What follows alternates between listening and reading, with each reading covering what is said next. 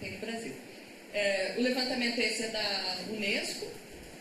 Os países com menor recurso de água doce são o Egito, que tem 26 metros cúbicos por habitante por ano.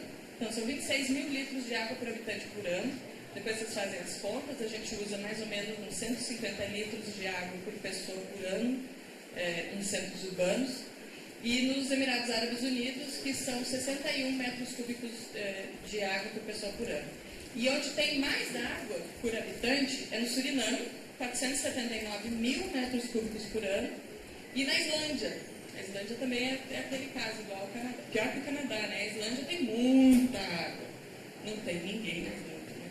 605 mil metros cúbicos por habitante por ano. Então você compara o mais rico, 605 mil metros cúbicos por habitante por ano, com o mais pobre, que é o Egito, 26 metros cúbicos por habitante por ano. Próximo. Então, o Brasil, dando um zoom. Essas são as regiões hidrográficas brasileiras. Onde é que a gente está? A gente pega Goiás especificamente, a região hidrográfica do Paraná, que pega todo o sul do estado, mais ou menos 50% do estado. A região hidrográfica do Tocantins-Araguaia, que pega 48% do estado. E a gente tem uma beirinha da região hidrográfica do São Francisco, que dá mais ou menos 1% do território goiano, a bacia do São Francisco em Goiás, né? O centro-oeste ainda pega a bacia do Paraguai e a bacia amazônica. Próximo. Do Brasil tem problema? Tem problema sim. Por quê? Na região amazônica está 70% de toda a água do país e menos de 20% da população.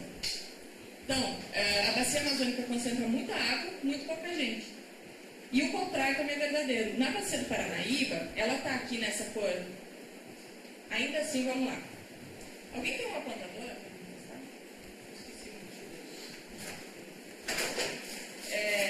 Ainda assim, o país quase todo está numa situação confortável. Então, daqui para cá, acima de 1.700 metros cúbicos por habitante por ano, é uma situação confortável para satisfazer as necessidades de uso de recursos hídricos. Então, suficiente, rico ou muito rico. O Brasil ainda está numa situação confortável, quase todo ele, fora o semiárido nordestino. Por quê? Ali se concentram as maiores capitais do Nordeste, naquela bacia do Atlântico Nordeste, acho que é o nome dela. E, assim, pega uma região semiárida em que há pouca água. A bacia do São Francisco, ela ainda está aqui no rico porque ainda ela não tem grandes usos dos recursos hídricos, não tem uma concentração de população muito grande. A bacia do Atlântico Leste, que pega essa região e essa região, tem muita água, mas tem muita gente, que pega São Paulo, Rio de Janeiro, então a maior região de desenvolvimento industrial e de desenvolvimento e de habitantes, né, de concentração populacional. Isso quer dizer que não tem conflito nesses que são suficiente, rico, muito rico? Não, porque isso é quantidade de água, é metro cúbico por habitante por ano, só. Isso não é qualidade de água. E a maior parte dos conflitos no Brasil, como nós vamos ver depois, é por qualidade de água. E, de novo, como é que faz essa conta? Você pega aqui a bacia do Paranaíba, a região hidrográfica do Paraná, soma toda a água que é produzida dentro da bacia hidrográfica e que é despejada lá no reservatório e divide pela população. Isso não quer dizer que quando você der um zoom, você não vai achar outros conflitos. Você vai achar conflitos mesmo em regiões muito ricas. Próximo. Então, qual é o problema? A quantidade de água é a mesma desde que o mundo é mundo e a distribuição de água é a mesma há uns 500 milhões de anos. E a população é a mesma? Não. Então, o que acontece? Em 1950 eram 2,5 bilhões de habitantes. Em 2000 eram 6, agora já são 7,5.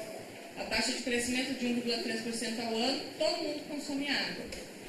Concentração em centros urbanos. Quem vocês acham que usa mais água? Uma comunidade rural ou uma comunidade urbana? Urbana. Sempre. Por quê? Porque a gente faz isso. A gente tem prédios públicos, a gente tem lojas, a gente tem praças, a gente tem ruas, a gente tem estruturas que numa comunidade rural não existe. Então, o mínimo necessário para a sobrevivência, para as primeiras necessidades, para alguma produção agrícola, fica lá em torno de 100 litros por dia, mais ou menos, por pessoa. Num centro urbano, não. Não sei se vocês viram uma campanha do Greenpeace, no Dia Mundial da Água, saiu em todas as revistas de grande circulação, que tinha os homenzinhos, assim, tinha um azul cheio de água, e eles iam diminuindo, que comparava o consumo de água por um habitante, por um americano, aí tinha os brasileiros, tinha os europeus, e tinha asiáticos e os africanos.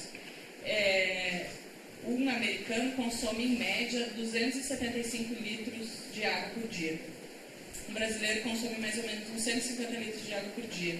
Um africano da região subsaariana consome menos de 50 litros por dia. Porque não tem também, né? E porque as necessidades aumentam à medida que a concentração em centros urbanos. Aumenta a demanda por água, por consumo direto e por manufatura de bens. Não existe nenhum processo produtivo que não envolva a água de alguma maneira. Então, mesmo que você não veja a água no produto final, há água envolvida no processo produtivo. Aqui são alguns exemplos de quanta água a gente consome para produzir as coisas, né? Isso aqui não está contando a produção agrícola. Por exemplo, na indústria têxtil, você não está contando a água consumida para a produção do algodão. Você está contando só depois que entrou na fábrica até sair da fábrica. Então, 1.000 metros cúbicos de água por tonelada de tecido, papel 250 metros cúbicos por tonelada, lavanderia 100 metros cúbicos por tonelada de roupa, curtume 55 metros cúbicos por tonelada de couro, fábrica de conservas 20 metros cúbicos por tonelada de conserva, matadouros, isso que é ótimo, 3 metros cúbicos para cada animal abatido e sabonarias 2 metros cúbicos por tonelada de sabão. E aí tem outra coisa, para cada metro cúbico que se retira do rio, você compromete 2 metros cúbicos no lançamento de efluente, em média, dependendo do grau de tratamento e do tipo de efluente que você gera.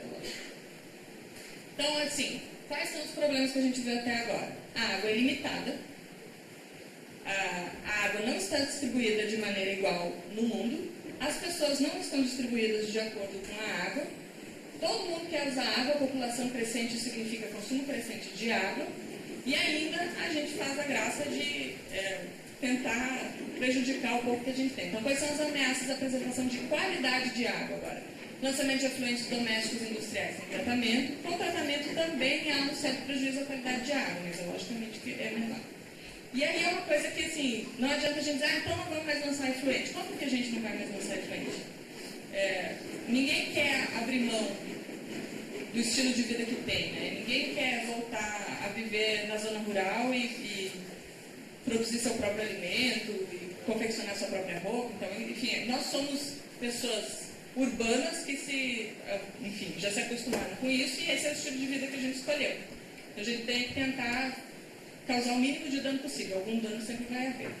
Distribuição inadequada dos resíduos sólidos, então é aquele conceito de bacia hidrográfica. Resíduo sólido é problema para a água? Lógico que é. Lixão, eu já fui fazer vistoria em lixão que era em cabeceira de